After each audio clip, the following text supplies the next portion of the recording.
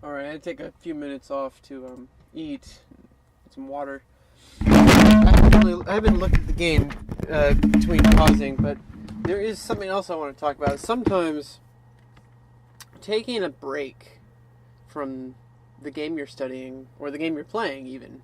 When you're playing the game, you actually are studying the game.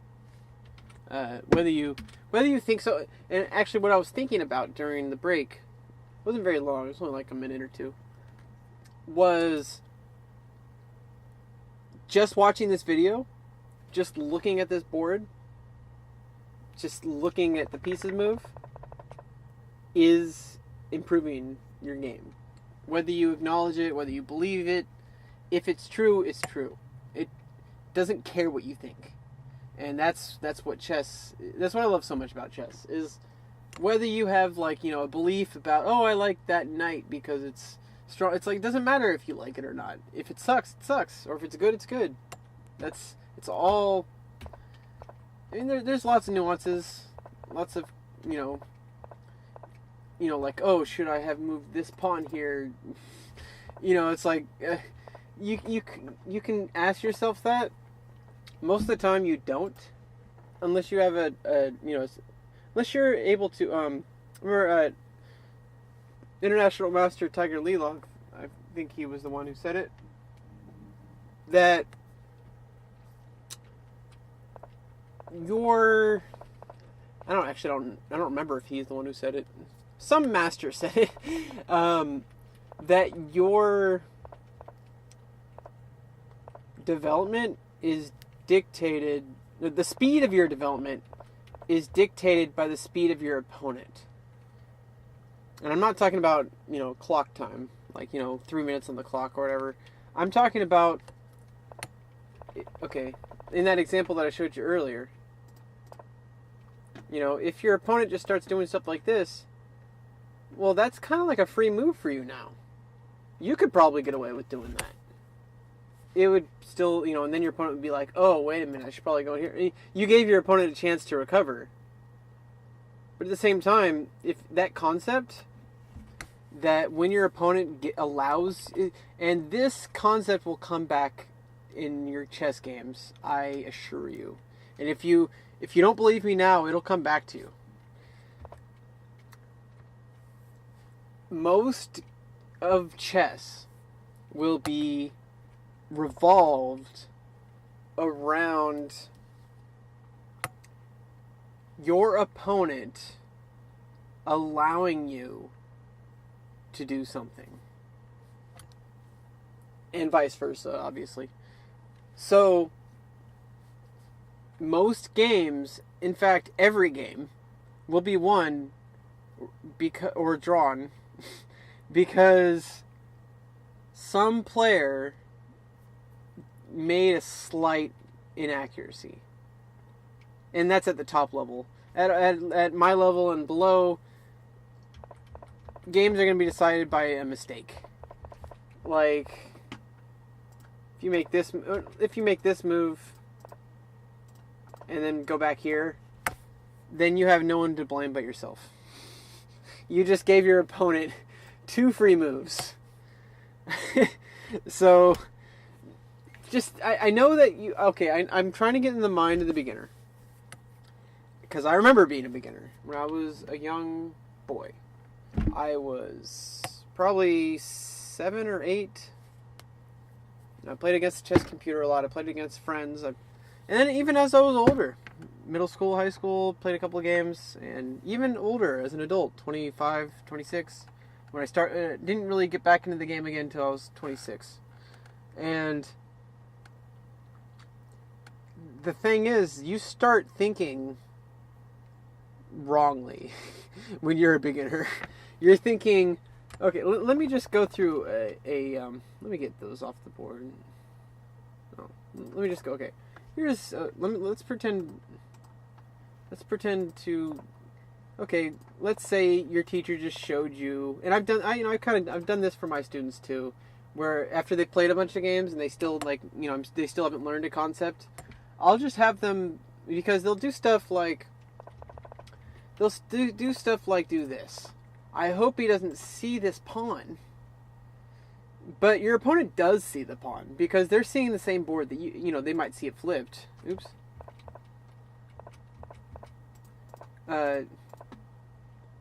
They might see it flipped, you know, obviously.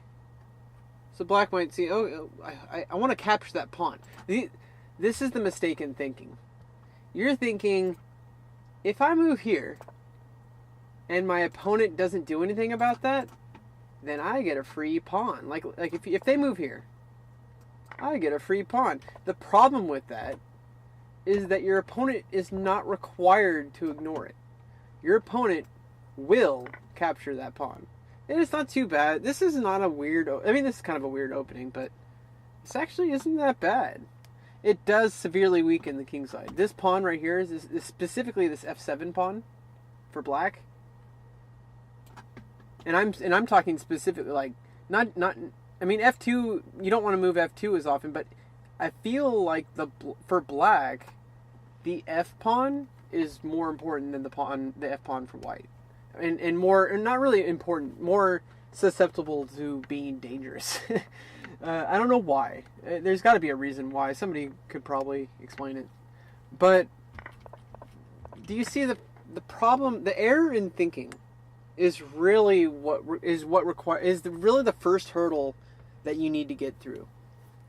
And no amount of you know, I mean, I can tell you, you know, but you really have to work it out for yourself. Let's see here. This is what was I talking about? Okay, so this is called the Italian game.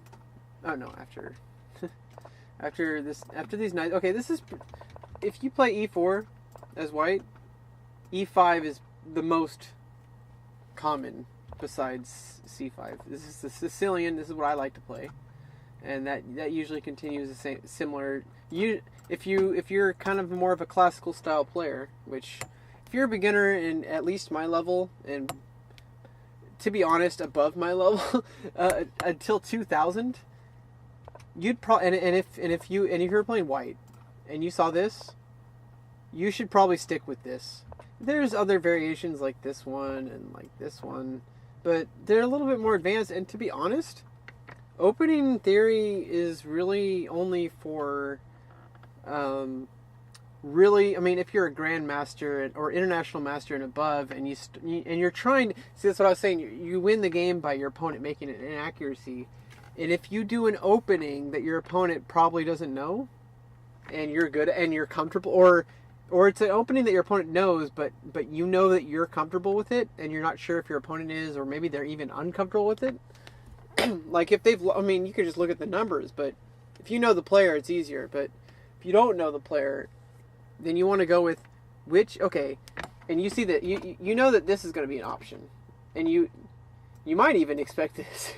Like when you make this move, you're not going to be surprised when this happens. And I know it sounds like straightforward, and you're probably rolling your eyes, but I want you to listen to that again.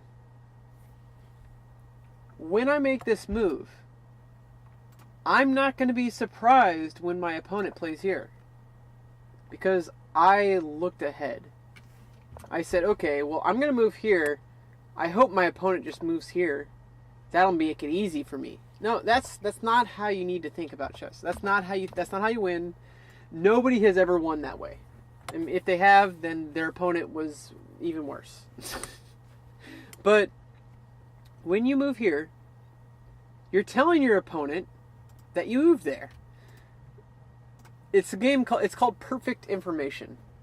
And even the move list, even if you don't write it down, there's a theory in game theory. You can show that from the beginning to the end, both players, presuming they had perfect memory, should be able to replay every single position in the game. Because that's the way this game is. It's a game with perfect information. It's not like a card game where you're trying to hide your cards. You know what the starting position looks like. You know what your opponent is capable of for the first move. They only have they only have 10 moves really, or 12 moves. You move the knight to one of these two. This is actually an opening. It's called the red T opening. I like to go here because it usually transposes to a queen's pawn. Some people like going here, or here to go into like that. But anyway, my point. You make a move, your opponent can see it. They're not going to miss it. And if they do, that's their fault. But what you can do is you can look at what your opponent can do and then ask yourself, am I okay with that?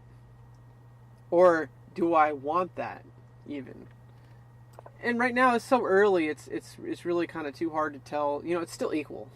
Like this is perfectly equal. I mean, you're controlling the same squares really symmetrically, and your block. This pawn can no longer advance. This pawn can no longer advance. It's equal. Okay. When you start to make this move wasn't made, but what I'm saying is, if White made a move like this, it's because White was thinking, they're going to try to defend that. They're going to have to defend that pawn because I'm attacking it with this one. They're going to have to move their knight there to defend it, or they're going to have to move their queen there. But they don't. They don't have to defend it. You know why? Because they can capture. And yeah, you could do that, and it's going to be attacked by the bishop. But I mean, is that such a big deal? I mean, oops. You could even do something like this. I mean, now you can't move that pawn, but now they can't move the bishop. If they move the bishop, bam, and you win a rook. So this is kind of a dangerous play for black to bring this queen here. But let's just see. What if you want to try to attack it that way? Okay. So now this pawn is pinned. If I move it, this is going to happen. And I see the faces of the students when you explain to students that if you move that here, White's going to move here. They don't believe you for some reason. Like, okay, well, what if I just did here? Well, and then I've even seen games that go on like this where the queens are staring at each other. This queen is hanging. And if you don't know what that means, a hanging piece means it can be captured without being recaptured. And this is the biggest hurdle, and this is what I went through for a while, is you can't play chess thinking only about if your opponent gave you an extra move. If you had two moves, you could capture that queen right away. I mean, like, if that queen was there, you can move that pawn there, and then you're going to capture it. But that's not the case. You capture it, you try to capture it back, well, guess what? Queen's just going to go back home. Safe. How are you going to attack that queen? You're not. That's how. I mean, yeah, you do this, but then you get this strong diagonal. Look at that. Look at that. You're up a queen. You got this pawn center. You're looking at the rook. You get the bishop. Even though your pawn, you got your f pawn gone. Your f pawn's gone and kind of hurts your structure. Up a queen, it doesn't matter. It's janitorial work from this point. And there is a strategy, and there's a general guideline. If you're up material, start trading off pieces, because if we go from this is equal. No captures, nothing. So it's called the Giocco Piano. Castle. Okay. Develop a knight, maybe. Okay. Okay. Either that or move this rook here. Okay. It's equal so far, right? You might get this rook in the center. Then let's just play it safe. But let's say black made a mistake here. Is there a mistake? Okay, yeah. Not so much. Okay, yeah, let's say black made a mistake. Move this knight here. Aha, I'm attacking your knight. But there's one problem with that. You could either capture with the bishop, and now you're pinning this pawn, which, you know, we talked about that f7 pawn. Or you can capture with this pawn, and now you're threatening to capture that knight. This one has to move. And now you have, I mean, you kind of have doubled up pawns. Doubled pawns are generally not the best. But if you're going to get material, you know, you just want a knight. So now you're going to be attacking this pawn, and it would be worth, you know, even that, if they ignored that, it's still, I mean, now you doubled up their pawns, and you're up a knight. See those? Let's count. 1, 2, 3 pieces. And black has 1, 2. Alright, let's look at major pieces. 1, 2, 3. And they have 1, 2, 3 also. So, the major pieces are equal, but up an entire piece. That is a huge, huge advantage. You have no idea.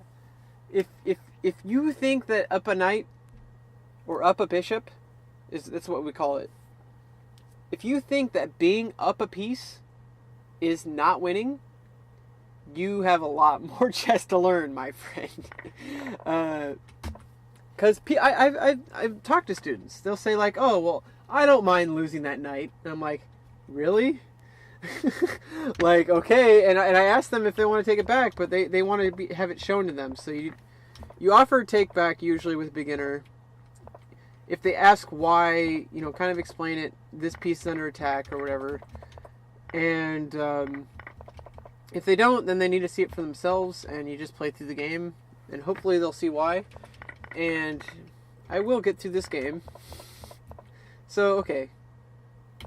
Let's get out of the opening and start looking at the middle game. This I feel is the beginning of the end here. This is middle game. Oh, I mean, well, this is a premature middle game. White should have played here, preparing to castle. This is standard opening. You develop all your pieces, get them into active squares, make sure they're all protected. You might have, you know, if they're active, then they have tactical opportunities later on. Keyword later on. If you try to do something early, unless it's a specific line that you've memorized and you finally got it, and your opponent made the move that you knew was going to get you a pawn or get you a piece or something, and your opponent didn't, then go ahead. But unless that happens, you're going to want to just develop your pieces, active squares, protect each other, which these knights are doing. And if this bishop, you know, this bishop's kind of active, you know, this queen's active on this square here. But, you know, the game could have gone better. A lot better if this happened. Because once this started happening, I knew that if I traded, it's going to be better for white. I mean, even just developing this knight here, this knight is so much far forward compared to here. This is like this is really defensive. I want white to keep their knight here. I mean, they could even kick with the queen. Now you're pinning this pawn. And if this queen moves away somewhere, I don't know. The queen takes. Now this queen is pretty much stuck to either d7 or d6.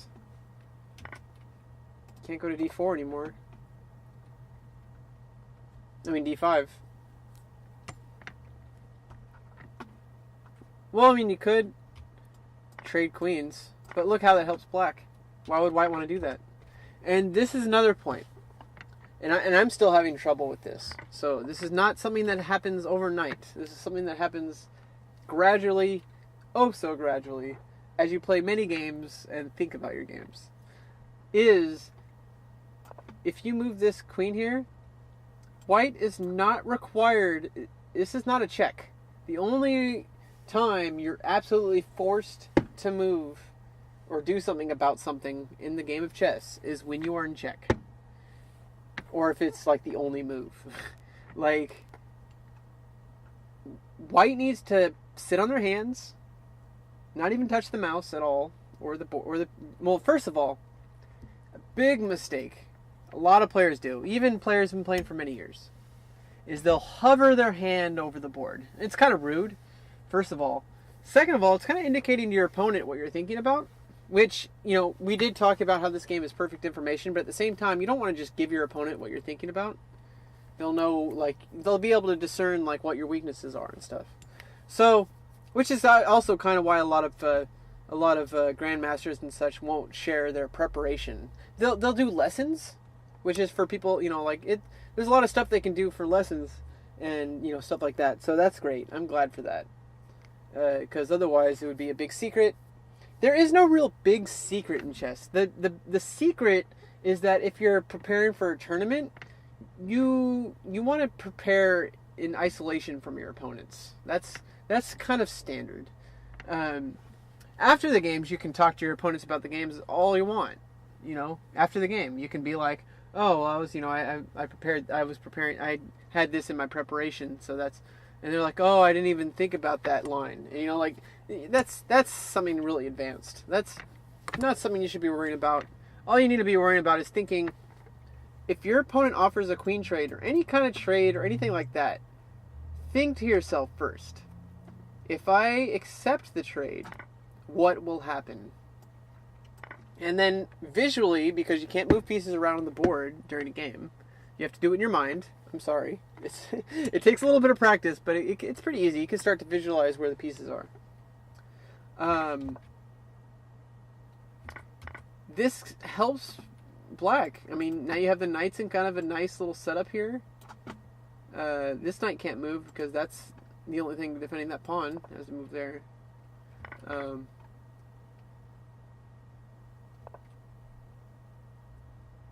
So you have to ask yourself, what are you gaining from from starting the trade? Now, if you ignored it and black started the trade, that helps you out. So you can kind of see it's kind of like a mini draw or stalemate in its own. These queens, whoever starts the trade is going to end up it's going to end up weakening the person who starts it. So you don't have to start it. You don't have to capture that queen. You might want to. Sometimes it's only because I've met players. I met a player who said, and he beat me, and this is a while ago though. He said, if you offer a queen trade, I'll take it. And I used that, and I wasn't good enough to execute it properly. But if somebody plays that way, you have a unique position where you can take advantage of that. Because if you know that every single time they're going to take a queen, if you offer it, you can set it up so that if they take it, it's going to be better for you. And that's basically what all of chess is. And it kind of comes down to just that queen trade. And queen trades happen a lot. Usually you don't win with a queen. You might end with a pawn and a king, and then you queen the pawn. But you usually don't end with the queen. They're usually traded off because they're just so powerful. It's kind of forced. They just inevitably battle. That's kind of how queens work. So if you start the queen trade, you're helping out your opponent. In this situation, it might be different. You see, when people say something like that, a lot of people make the mistake of thinking that every time it's true. And that's not the case. Even if this one pawn was shifted here in this position, if this pawn was here, it's a completely different board. You got completely different behavior. And the reason why is because chess is about behavior. You know how these knights work. You know how this bishop works. You know how the king works. You know how you castle. And it's about understanding how they work together and how to, one step at a time, get them to coordinate. One piece on their own can't win the game. As I showed you, the easiest win in the game is still 2 rooks. It's not just 1 rook. It's not just 1 queen. It would be 2 rooks or 2 queens or one queen and a king, or one rook and a king. It's always coordinated. And that's how you, and if you don't coordinate your pieces, you're going to get punished. So if you trade off there, it's going to not end up. But that's probably why I should have. I don't know.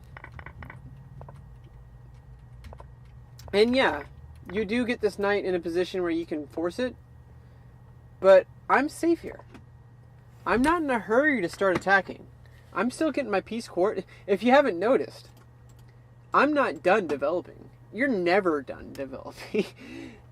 I'm still getting my pieces into more active squares. See, developing just means getting your pieces into active squares. Which means, if you just kick my knight into that square, I'm actually pretty okay with it. I might be happy with it, because now, I mean, yeah, you can start forcing, and you made 2 pawn moves, and you got a strong center. Yes. But this was a mistake here. I think this is the misclick. My brother was telling me that he made a mistake. He clicked on the wrong square. I think this may have been it, because either that or he didn't see that my bishop was there. This was the game-losing move right here, because he actually has a strong center right now, and his knight's defended, so he doesn't have to take it. If he lets me take it, he just takes back the knight, and now he has an even stronger center, or not stronger, but it's minus a knight, a black knight. So instead of that, this was the game-losing move, because that's just, well, I don't know. It's a trade, knight for a knight. Okay, knight for a knight, but the difference is, there's more to the game than just material advantage. Even though I made a big deal about it earlier. This bishop is now in a really active square, in the center of all places. This pawn is pinned. Can't move it, or you lose the rook. So, how are you going to develop the bishop? Now you have to move the knight. Yeah, you're attacking the bishop, but just step back. And as soon as you move this bishop out of the way, you're winning a pawn. And yeah, you can kick the rook out, the bishop out with the rook. But you can either just go back, or even just go back to the center. I don't really like that white has this big attack here. But, so maybe I wouldn't want to take that pawn. Yeah, that would actually kind of help out him, because now he has the rook developed. And I don't want his rook to be developed. I want him to keep his rook in the corner where he's not doing anything, where he can't do anything. Like, this rook is basically useless right now. This one on the right. This one can come over here, or come over here, or even here. But, yeah. Problem is, now this is in the center. Okay. You're attacking my rook, and this is what I was talking about earlier. You're hoping that I ignore it. You're hoping that I just go like, oh, let me move my king here. Oh, look, I captured your rook for free. Or even just, I guess this would be better for black. See how that's better? You see how, even though it's still not good, it's still better than this. This is probably the worst move you could do. Actually, that's not the worst move. Worst move, oh yeah, that's got to be the worst. Worst move, because now you can't recapture that bishop. But if you had moved here, now you can recapture the bishop. At least you didn't lose a rook for nothing. You lost a rook for a bishop. But the problem is this bishop is defended. And this is kind of where I had to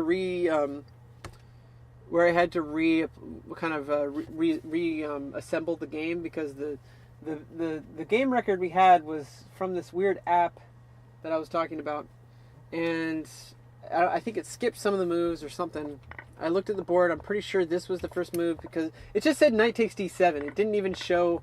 It said bishop b5, and then it just said knight takes d7. And I'm like, what? There's nothing there. I thought I made a mistake. I double checked, and I was like, oh, there's no bishop on the picture. And so I was like, oh, so I must have moved the bishop.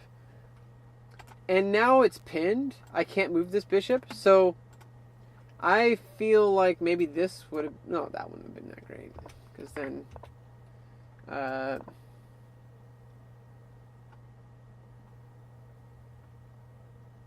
don't know. Yeah, after... actually, let's see, go here, instead, what can black do? Obviously wouldn't want to just give up your knight.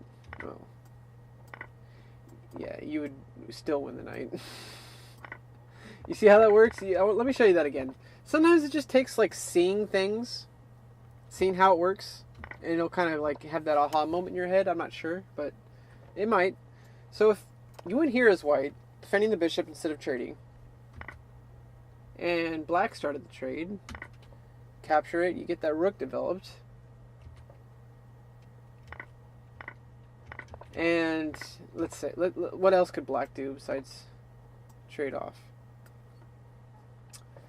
If you ignore it, if you get rid of the pin, well, that kind of loses that whole purpose of going to e8 in the first place. So move this rook. Now you have both rooks in the center. And now what? This bishop is still pinned. But you'll be able to get rid of that bishop really easily. So let's see. Let's castle. Black goes here. Can't go here because of the pawn. Can't ignore it. You're going to lose the bishop and a pawn. Let's see. No, you're just going to...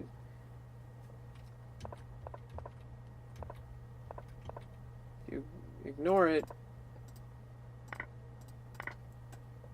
Now this pawn's under attack. And yeah, black is going to get that.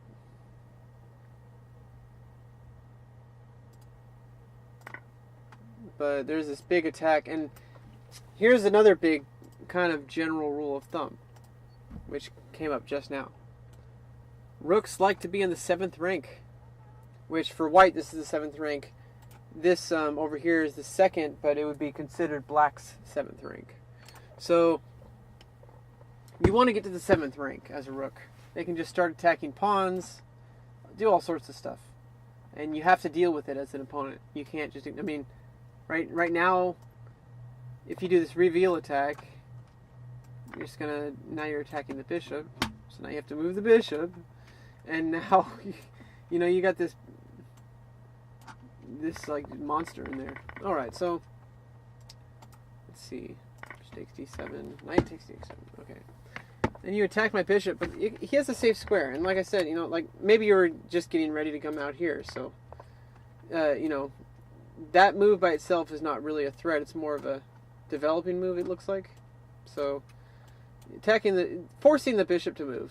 There's no doubt about that. I mean, I could defend, but you can en passant, which I need to explain again when it comes up.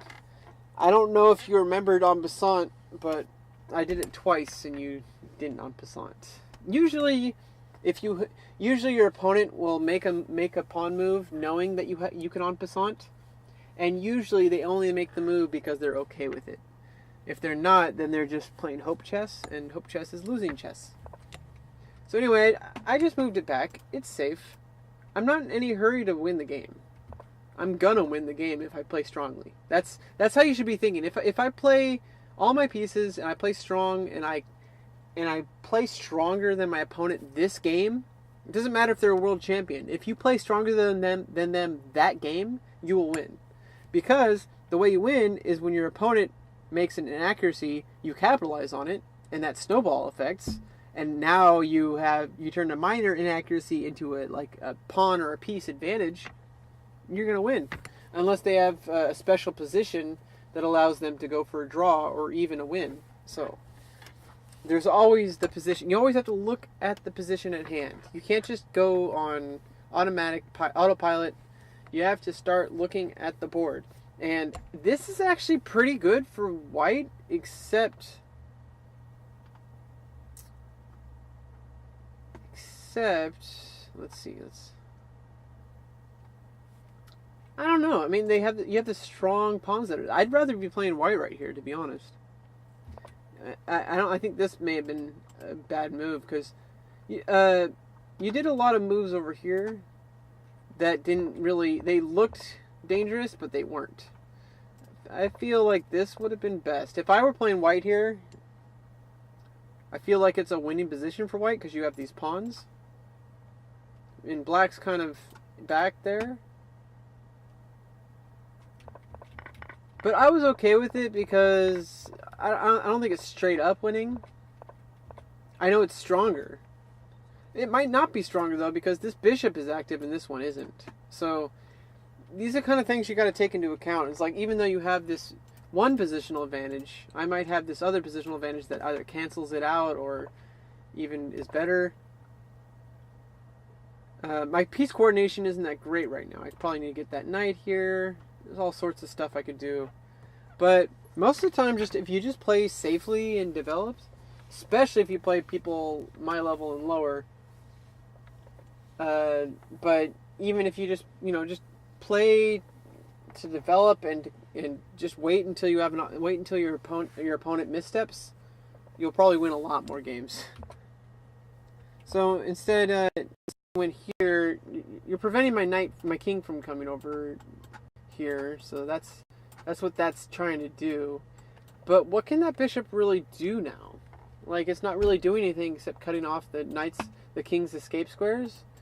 But my king is not really going anywhere. Like, I'm not gonna move it. Like, you kind of have to, like, get this from experience, but at the same time, you can kind of, before you make a move, think, if I move there, what does it accomplish?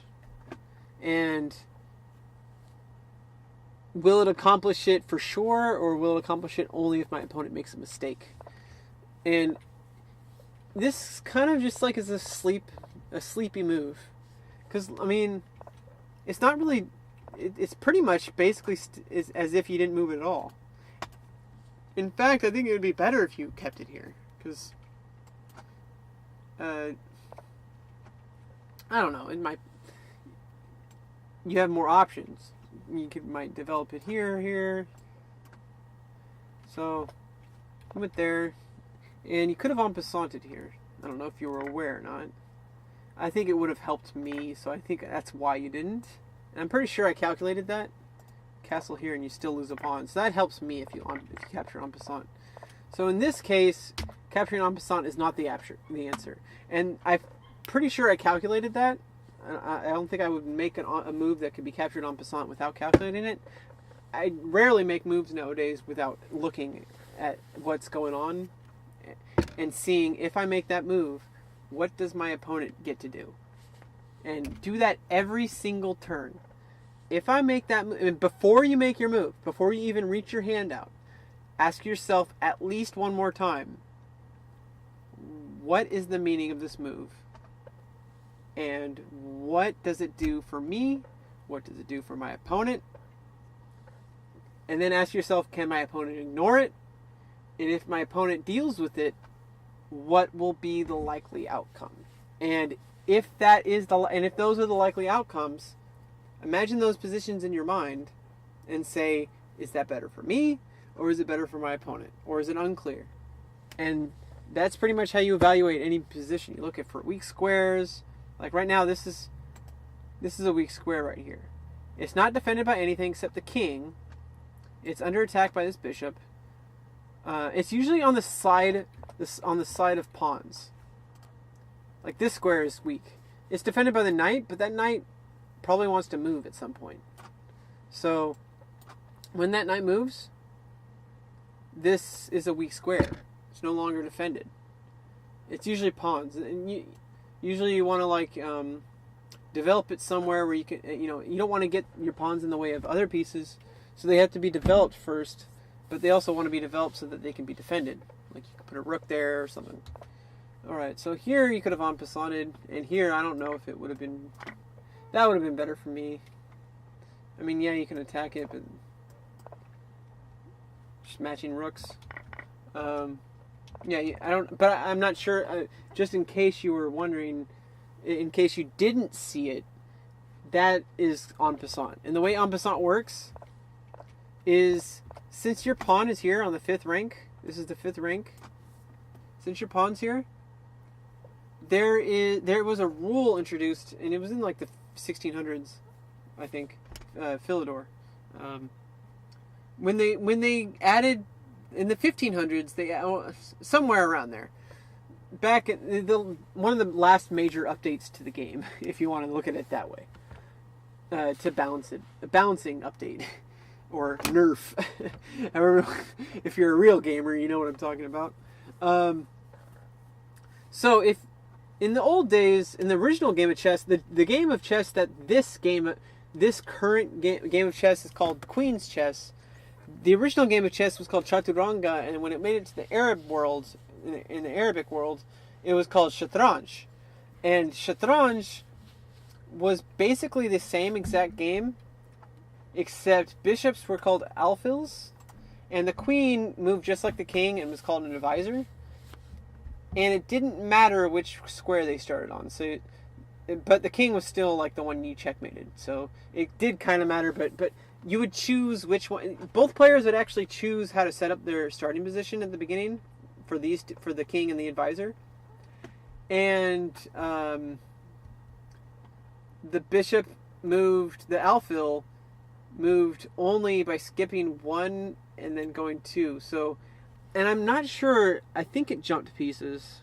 It's different than in Chinese chess. The elephants in Chinese chess can be blocked. I'm not sure if the alfil or elephants could be blocked in Shatranj, but basically they can only move to the same squares. So they would have their starting square, move here, here, here, here, here, and here. Yeah, the same squares for each piece, and they would be stuck there. They couldn't move to any other. Well, they couldn't move to, like, you couldn't be able to move. This one wouldn't be able to move to this square, for example. It would only be able to move to this square, and then this square, and then back to this square. If it wanted to move again, it would have to go here, and then it would have to go there, and then go over here. But there was when the game got to Western Europe, some rules were added, like the queen, castling, and en passant was later added. So the way en passant works is this pawn is now on the 5th rank.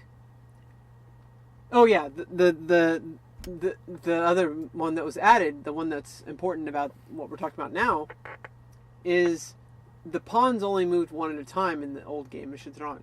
And when they made this game, this variant, which we now play, it's every game of chess is what's called a variant. Shogi is a variant. Chinese chess is a variant. They're all variants. This is a variant itself. It's called West International Chess. Anyway, you move one at a time. So if you had moved here in this position, white would be able to capture it with that pawn. But a lot of people said, oh, wait a minute. Now that this pawn is here, and we have that rule that you can move 2 at a time, I can just sneak right here. And Philidor studied the game a lot, and he found this to be extremely imbalanced. It was like almost like cheating, apparently. I mean, look at it. I mean, like, you get a free move. It could have been put in the game, but I guess it was just not. It was just not like. It was not like part of a game mechanic in a good way. Like, it was like a bad game mechanic that you couldn't capture this, even though you could have if it were Shatranj. Like, if it were the old game, you would have had to move there, and then you would have been able to capture. So now, for one turn and one turn only, you have the option of capturing, and if you make any other move, you can no longer capture en passant. And it takes a couple times, and you might have to do it yourself a couple times to explain it. And to explain it to kids or beginners is really difficult. En passant is probably the most difficult concept to teach people. But once you get it, you'll understand it. It'll make sense. It'll be just like moving a knight or something. And the biggest problem with teaching it is that people try. I know that the kids they'll try to, like, they'll have a bishop here instead of the pawn, and they'll think that they can capture it with the bishop. But no.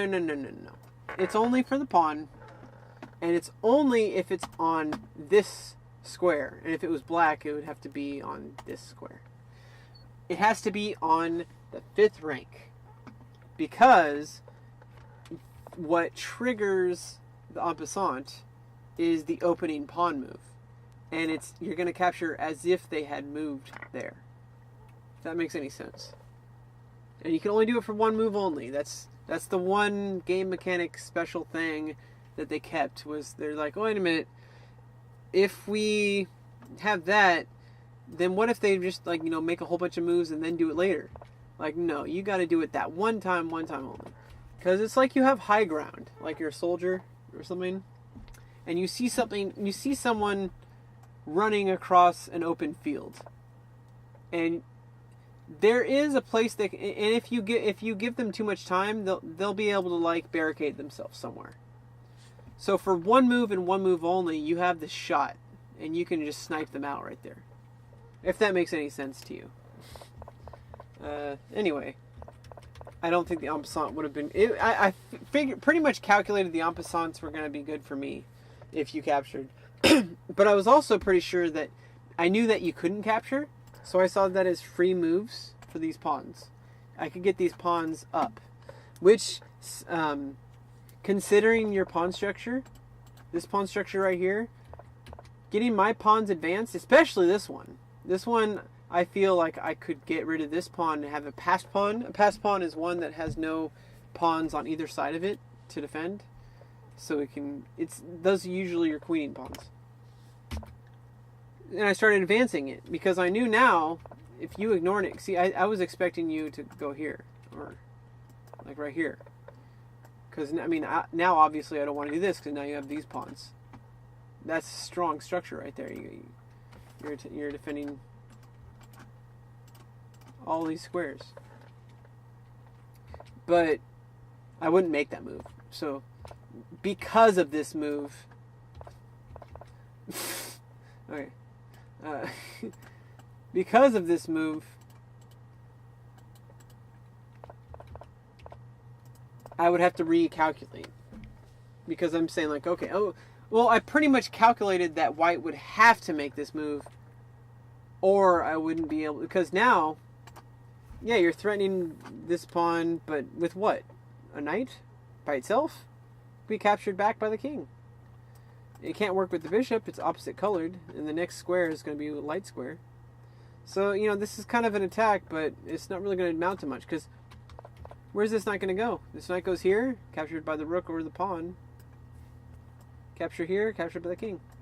Go here, captured by the king. It's defending this pawn, that's about it. That pawn's not under attack, so not a big deal. Plus, you can get your rook there to defend that pawn. I feel like this was a very important move right here that needed to be played, because after this pawn, I could eat en passant there. And I probably wouldn't even do that. I'd probably just keep advancing, or maybe put my rook here first before advancing, because I don't want to get if I had en passant, now this rook is active. Probably want to go here. A5. If you go to A5, then you can do something like move this pawn, and now you're attacking this pawn. So, if you had gone here, I would have just gone here. Yeah, you could attack it, still defend it with the rook. And now all I have to do is now bring this bishop here at some point, get rid of that pawn, and attack the rook. When a piece is stuck defending a piece or pinned, your job is to attack the piece. When you attack it, okay, let's just see what happens here. Let's say if they go here. Oh no, let's say he moves the pawn for me. Let's say white moves the pawn for me. Oh, he can't because he's in. Okay, let's say. I'll move it forward just for shits and giggles. And then he moves the pawn. What you do now... Well, first of all, it's attacking the rook. Second of all, it's attacking this bishop. as a skewer. It's attacking the weaker piece, the knight. So if he moves the knight, I'll win the bishop. Not only that, if he moves the knight, I'll just take the rook. And then he'll take back with the bishop. And then as soon as he moves the bishop, I have the opportunity to queen. Captures... Okay, so let's just show it. Too many arrows. So let's just say he moves this for some reason. Capture the rook. Capture the bishop. You probably want to capture this way then. No, that would make your rook stuck again. That'd be the same issue. Capture the bishop. Now we can't castle, but I don't know. It's kind of still... This is a playable game right now.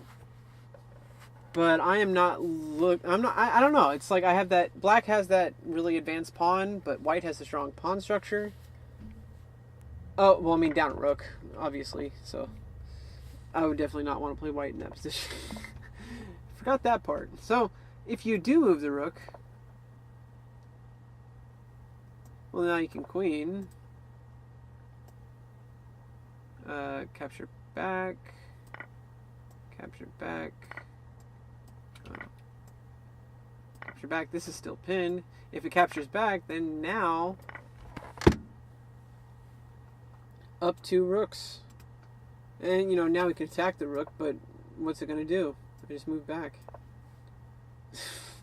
And then figure out how to what do they call it? Consolidate the position. Consolidating the position. See, if you have a winning position, you want to consolidate the position. You want to start getting rid of your opponent's chances. Like, you want to move this pawn so that this pawn can't move anymore. You can start attacking pawns. And once you move that pawn, and you move that knight over here, you could probably even trade. Since you're a rook, 2 rooks up, 2 entire rooks, you'd probably be able to just sacrifice that knight if it's going to help you out. You can start doing stuff like that if you're up material until you even up the position again. Once it's even again, then you have to start thinking about making your opponent out of balance. So let's see, right here, right here. Okay, so I just advance, but you attack the pawn. I just move the rook. So usually the rooks like to face each other because if they don't, I mean, you can see what's going to happen. You're going to win the pawn. So this is where I think it's starting getting a little bit almost like, not anxious, a little bit too trigger happy here. This rook, I can see that you're trying to come over here, and you have the knight here, so you can attack that pawn. You can really get, you know, I'm okay with losing that one pawn. I have a position set up where I'd be able to deal with it, and I feel like maybe your misclick was a little bit later because there was a move that just ended up losing for white. So I started saying, okay, well, I can attack this pawn. I'm not gonna attack the pawn next turn. What I need to do is, because this pawn is defended by this knight, I need to figure out how to get rid of that knight. And I can get rid of it by moving this pawn, or I can do what I did, move the bishop there. And this was a mistake. I think this may have been just miscalculation. It's happened to me tons of times. So don't feel bad. You cannot do this because the only thing defending that rook against the king was this knight. And now that I'm attacking this knight, bam. And this was definitely... Oh, this may have been the misclick. Because, I mean, you were down a piece anyway, but now you're down a rook. Like, this gets back the piece, but now it's down a rook. So, right here, should have just moved the rook back. And it's still keeping there. And then I capture the bishop. And then I'm in a winning game anyway. Now I'm up 2 pieces. Let's see. 1, 2, 3, 4. And then you have 1, 2 1/3 pieces. 2 1/3 pieces. And I have 4 pieces. So I have, and also, yeah, 4 pieces. I'm up 2 pieces. And that's not going to work out. But in this case, you're just down a rook. And that's losing.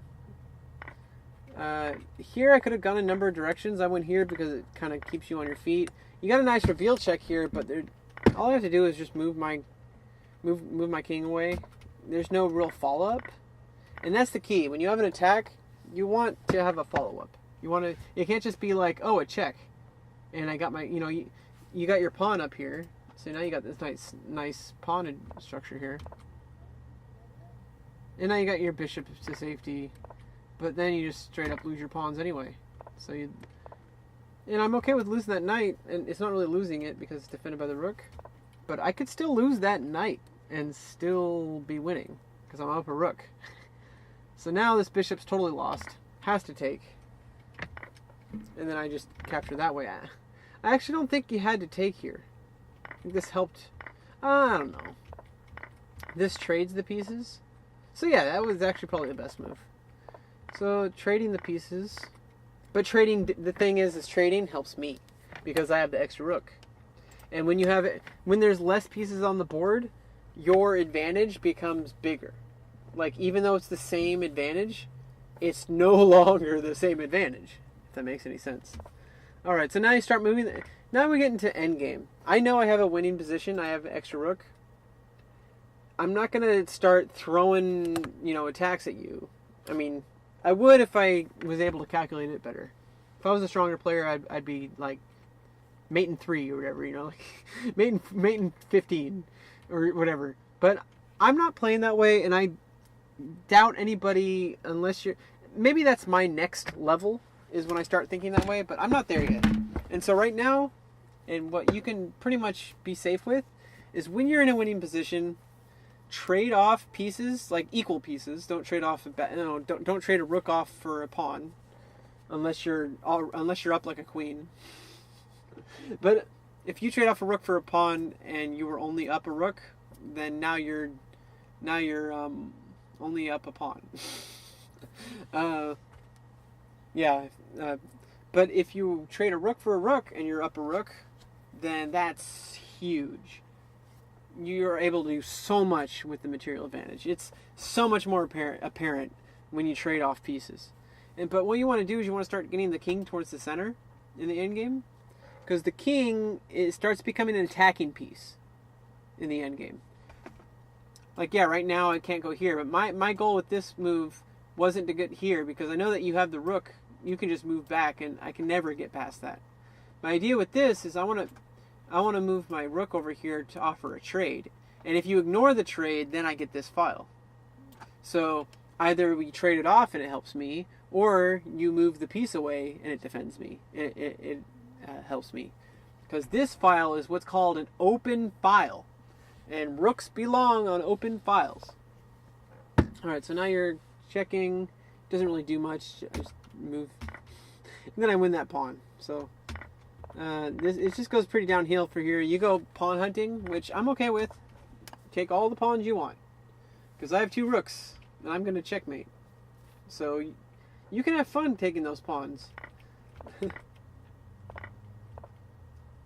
Offer a trade, but you deny it. Now I start attacking your pawns. Pawn's not going to do much, and checkmate. So right here, I think you could have avoided checkmate. I think...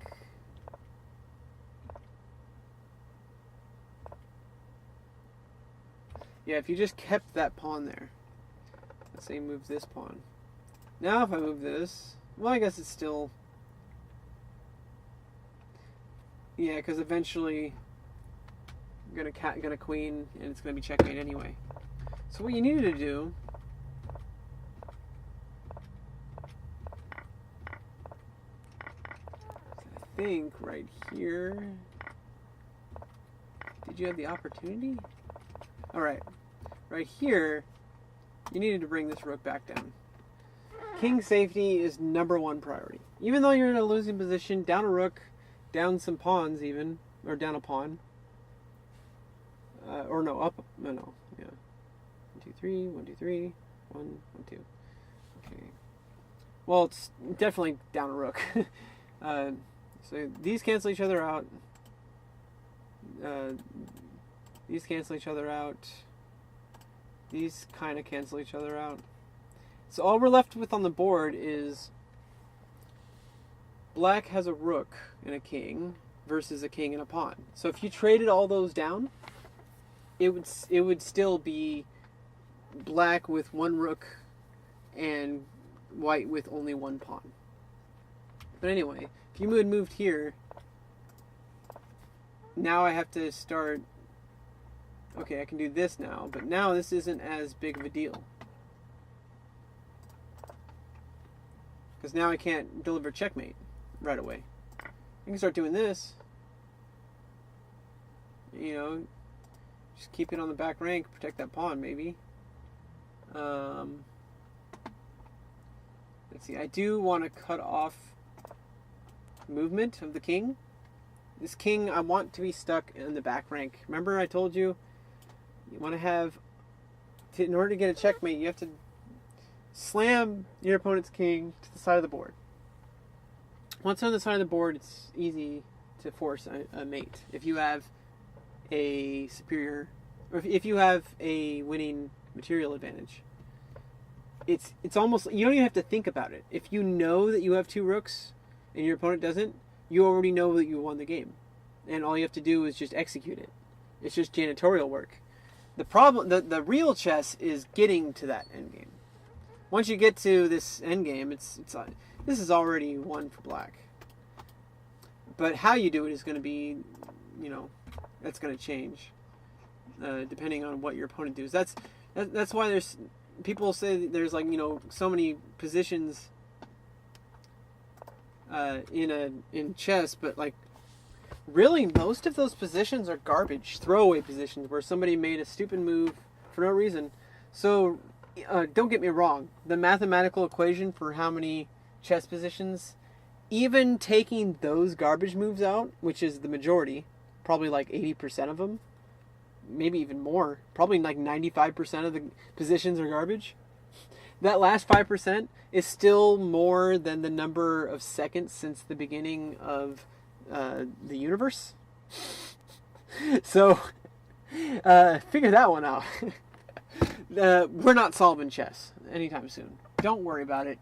The AI might solve it, and I say might. It needs a lot more processing power and a lot more time, and it might solve it. And the thing is, even if it did solve it, it still would not really change a thing except make the game better. So people who think chess is dead do not understand this game at all. I've met people who were like, oh, chess is going to be solved by computers. Oh, it's just chess is going to be, you know, it's not even worth playing anymore. It's going to be dead. You know, video games are better. You know what's funny is video games are constantly rolling out, constantly being updated. StarCraft 2 is a big one. And that's one of the longer running ones. You know, StarCraft and StarCraft, you know, Brood War and StarCraft 2. But they have constant balance adjustments. You're not playing the same game that you did when you bought the game. With chess, you're still playing the game that we've been playing for 1,000 years. It hasn't needed an update since. I think the biggest update was when FIDE added the 50 move rule and the threefold repetition rule. Those are the last 2 balance updates, and those are in the late 1800s, I think, or no, in the 1920s, I think. I'm pretty sure. There's got to be a Wikipedia article about it somewhere. But just kind of put that in perspective. This is at least a 500-year-old game in its current form. And I mean, 500 years ago, this game, we didn't have the 50 move rule. We didn't have We didn't have threefold repetition. We didn't have en passant. And they added en passant. So that's about like 400 years ago. So and then the next update wasn't until 1920. So kind of put that in perspective. 1920, 1600. So that's like, do some stupid math here. That's 320 years with no updates whatsoever that people were playing this game. And then there hasn't been an update since then. They obviously added the rule that you can't, use a computer engine, but that's just cheating rules. We're talking about like little tiny like regulations now. We're not talking about the actual board game of chess now. We're talking about like, oh, well, they can claim a draw after 50 moves. Like, let's add that in because we don't want people making like 300 plus move games that last forever. And that it helps the game. It really does. It makes it more exciting, less boring. And by the way, if you think chess is boring, you do not understand enough chess. Because once you get to the point where you start seeing what I see, this game opens up so much. There's so much going on.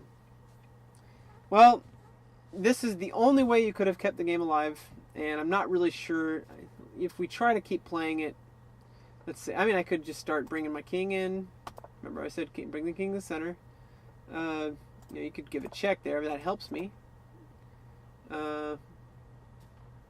Okay, so got to move back or you get checkmate. Because if you move here at any time, you're going to lose your rook. It's not going to lose the rook. If you simplify the game that way, it's still going to be a win. There's also, attacking that pawn now. So now, okay, if he captures, then okay, thanks. And what are you going to do here? If you go here first, now you can start, moving in for mate. Remember, I want to get across from the king with the rook and king endgame. Well, now I can move here for free anyway, but then I start the checkmate pattern. And okay, fine, you want to move that pawn again? Okay, so now I move the rook over here, trying for checkmate. And obviously you don't want to move here, because then that's just checkmate. But move here, and then it's the same thing. Cut off this. Has to move. Has to move. Eventually this pawn's going to move. Can move this pawn, maybe. But I'm okay with that. If he moves it again, I just capture it. So I'm safe. And then he finally has to move here. And that's checkmate. And that would be another version of the game. Alright, well, that's probably enough I can get from this game. The big points that I want you to take home and to improve your game, probably teach your kids. In the opening, first of all, there's 3 phases of the game. There's 2 more, but we're not going to talk about those. There's the transitions between the 2, or between opening to middle game. Okay, opening, middle game, and end game. There's also the transition from opening to middle game and the transition from middle game to end game. And the thing is those transitions can actually happen multiple times, depending on the way the game plays out. And it's really not really that big of a deal, so I wouldn't worry about it. It's just different types of positions. So in the opening, this is obviously the opening, first move. You want to get towards the center. You want to you want to allow yourself to activate your pieces. Develop. You want to develop active squares. These are the 2 most common for that bishop. And likewise, these are the 2 most common for that bishop. Depending on the position. Also go here sometimes. Usually you don't want to develop the queen bishop earlier. You want a castle. You want to get king safety. That's another one of the things. You want to develop your pieces towards the center. Defend your pieces. Protect your king, which means castling. See right here, this kind of blocks your development. Yeah, in the long run, it kind of looks at like, okay, it's strengthening this pawn chain and getting a thicker diagonal. But going here is even stronger. Because now you're defending all the... I mean, this is the opening theory. It's been studied like for hundreds of years. And this is proven to work better. It's almost not better than... You could do something else here, but... At this point, pretty much if you see this knight after you're playing this queen's pawn, you should automatically just be jutting this pawn there. And then you're going to get this knight here. Like this is like pretty standard developing theory for this specific opening. Like it is known. And this is the Grunfeld, which is a different kind of opening. Sometimes you might want to go this way or even this way. This is the classical variation. And this is fine. Classical does not mean out of date or unsound. If it says unsound, like if you Google an opening and it says it's an unsound opening or a trick opening, like a trick opening would be like, even the fried liver attack is still used and playable. It's just kind of wild. But a trick opening or have been proven to be like, weaker for one side. Which means you're going to lose if the person plays perfectly or even just decently sometimes. Because, I don't know, you have the opportunity in the opening to give yourself a strong position. Use your energy. I mean, you obviously don't want to make a mistake in the opening. Don't just make moves automatically. Like I said, you should automatically be moving this one. That's because this is so much in theory that now that you know it, you should just trust it. But from this point, there's a bunch of decisions you have to make. And you have to look really carefully when your opponent, especially in the opening, when your opponent gives you the opportunity to capture or is threatening to capture, before you make a move, and this is a really hard habit to get out of, because I know that for the longest time, when I saw a piece that could be captured, and I automatically just captured it. Even if I traded, even if it traded down into an inferior position to me. Slow down, sit in your hands if you have to. Actually, I recommend it. Look at what happens if you were to capture it, and then look at what happens if you don't capture it. And then look what happens if they decide to capture yours. So there's a couple things you have to look at. So let's look at the obvious one first. Capture. Okay. Well, I could capture with the queen or the knight. Knight's better, because obviously I don't want to lose the queen. Do you see that? See how if I do that, I just lost a queen? And yeah, I do have this knight in the center, but it's worthless now because now I'm down 9 points.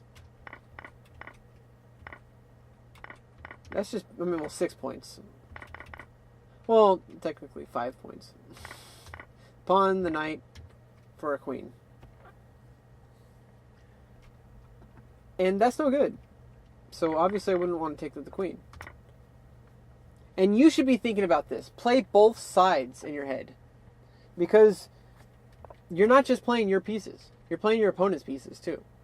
Because what you do limits or basically kind of dictates how your opponent plays. And they're doing the same thing too. So that's what the clash of the battle is I want to do this and I'm going to force you to do this. At the same time, I'm going to stop you from doing what you're trying to do. And it's like a tug of war.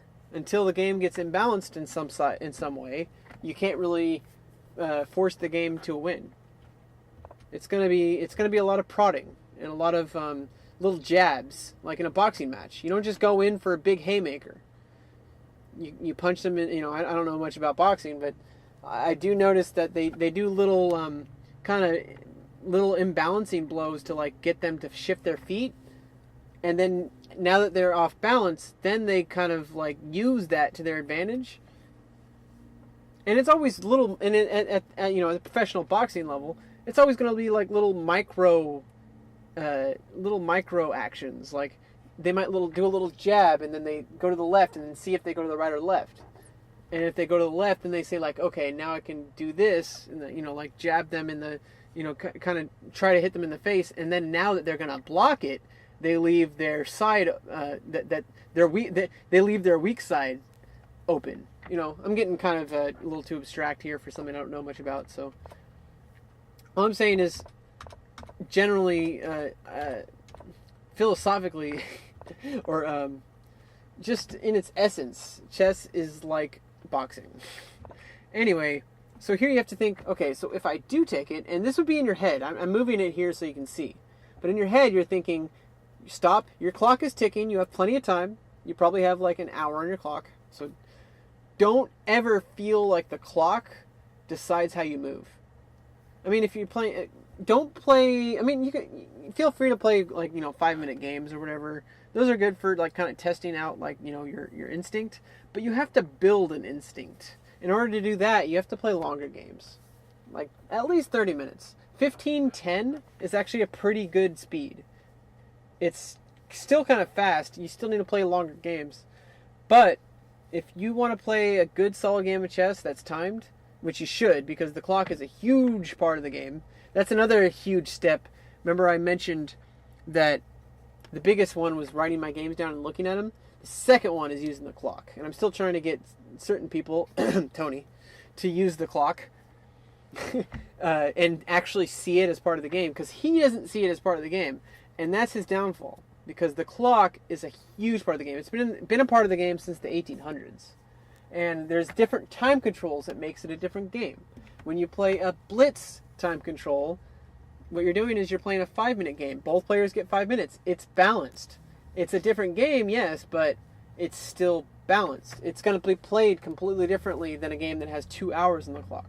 When you have 2 hours on the clock, you can look at every single position. At least 2 minutes per position. Anyway, you have time on your clock. That's all I'm having to say. Is you take this piece. You don't want to take with the queen. So take with the knight.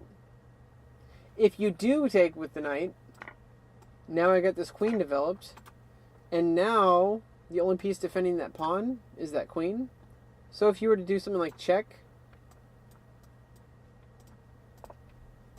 and then this is obviously not a good move. So you'd have to move back anyway.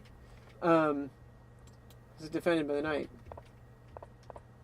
So if you checked here, I feel like this would be the best move for black, because if you did this, then it's not forcing. He can still keep that queen defending that pawn. Only now it's no longer pinned. So if black moved here, oops. So if you moved here and black moved here, you can now capture that if you wanted to. Obviously, you probably wouldn't want to. This knight would be a terrible move in the first place. This is much better, because can't capture. It's checked, but you're going to lose a queen. And develop a knight. +1 for black. If you move here, it's just now white gets a chance to develop. And there's this pin. So you can't move that knight. So if you have the chance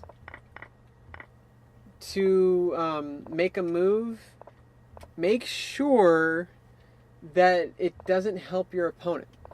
Anyway, let's get back to the opening stage. Opening stage, you just want to develop your pieces. And black's better developed here. It has the 2 knights, the bishop castled. This pawn still needs to be developed. White has some strange weaknesses. This is a strange weakness. Just a little bit. You're going to fianchetto here. I think would be your best move. I think this was a mistake. You're starting to go in the middle games. The middle game, that's where all the prodding happens. The jabs and the shifts. No haymakers yet. Now you're starting to get an end game when you trade off pieces. After this big mistake, then the haymaker comes. Then you're just like, your opponent's already going to go down. You don't want to leave an animal that's dying on the road in suffering. You want to, end their misery. So once you get to a point where you're just, where your opponent's just dying, start to look for ways to just deliver the end blow. But only then. And this game was kind of shorter. 36 moves. I know I've met a lot of people, I started attacking. I tried to do things like, when I played, started to learn, I would start doing stuff like, like starting to try to attack that, or even more abstract, like going here and then, this is not too bad, but, or even right here. Generally, you want to attack your pawns towards the center to like kind of promote them in a way, because they're more powerful in the center. But in this case, in these kind of situations, like this is what's called a Ruy Lopez. There's two choices to go from here. You can either capture, which is played by more grandmasters, or go back here, which is also played by grandmasters. Eventually, black's going to push that away back to here, and this is known. This is part of theory. But if you capture this way, it's generally considered better to capture with the queen's pawn for some reason. I think it opens up this file, protects this diagonal in case that's not going to happen. Never going to happen because there's no light bishop. In case the queen wants to get over there. Okay. But yeah, middle game is all tactics. It's if I move. Okay, let's see. Let's find a good position here.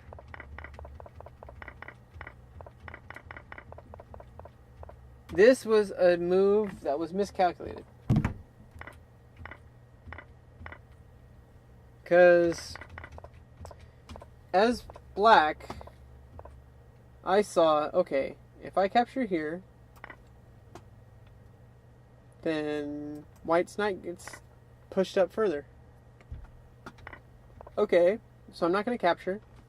If I can either defend it, or I can even develop a rook. I could have developed this bishop. Could have even developed the bishop here, but I think I would have wanted to go here. And this should be ignored by white, because white wants black to capture it. So then you can try to start to think, how can I force him to capture it? And it might not be possible. It might be. Or you could think of like, what can I do with that now? Like, can I advance it? Now get this queen activated? And there's all sorts of decisions. It's not arbitrary. It's not a matter of opinion. It's not a matter of thinking, I'm going to trick my opponent. It's not a matter of knowing more openings than your opponent, although it might be. But it's a matter of looking at the board, seeing what it gives you, and taking your time to develop, taking your time to even decide on a move. Don't just start making moves, because you can never go back. It's permanent. Every single move counts. And it's called tempo. And as you can see, checkmate. Good game, Chris. And I hope we can have a good game next time. See you again. I will post the full version, and then I'll post an edited version with just some quick with just the analysis on the game. That might be too much work, so you're stuck with it. If you watch the whole thing, then congratulations, you've just improved your chess. If you didn't watch the whole thing, then you may have improved some chess. So it's a win-win situation. Anything you do with chess will improve your chess. It might not be, you might be able to make it more efficient in your study. The most efficient, okay, everybody wants to sell a book. Everybody wants to sell, okay, learn this opening and destroy your opponents. The problem is that the best way to improve, especially below 2,000, probably even upwards of 2,000, is just to play long games, or even short games, but most importantly, more important than the length of the game, analyze the games. if not immediately after, which you should, it's called a post-mortem. Immediately after the game is the only time that you have the game fresh in your mind, and that you could look at the game almost as if you're still playing it. After that, you get what's called a regular analysis, I call it. And you can still do that. You can say, okay, well, even if you won, especially if you won. Because if you lost, you're probably like, oh, what did I do? Let's look at the game so I find out why. If you only look at your lost games, you're going to have so many missed opportunities. So many. Garry Kasparov was talking about this, actually. If I was going to do an edit video, I'd probably just put him in there because he's better and smarter than me. And he has better way of putting it. Anyway, this is the end of the video.